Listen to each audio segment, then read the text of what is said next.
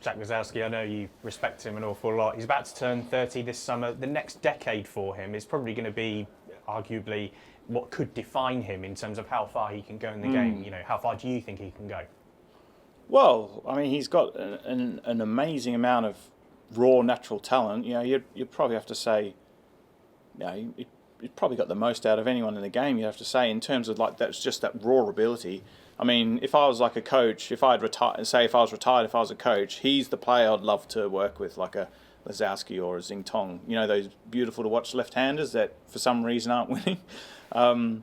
Yeah, so I think that he showed really good signs in this match where his safety was fantastic throughout and he kept a level head. You know, sometimes he can be a bit too rushed and can maybe play as if he's playing for the fans or the people on TV watching rather than playing the more sort of experienced shot, you know.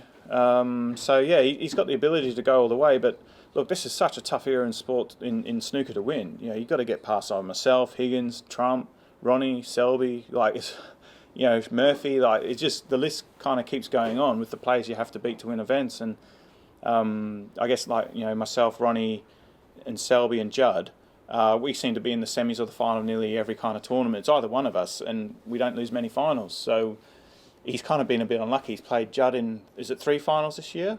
Yeah, he's played me in 2 finals, and then I think the other final he played was Selby. And, you know, we don't really lose finals unless it's against each other. So he's been a bit stiff, really, because if he was playing, you know, maybe some lesser players that have maybe had an upset on the other side of the draw, he probably could have won 3 or 4 ranking events already. And I know from experience, when you win things, that just, it builds and builds and builds, and then you can kind of, it has like a snowball effect with your self-belief. So I think that's just what he's waiting for, really.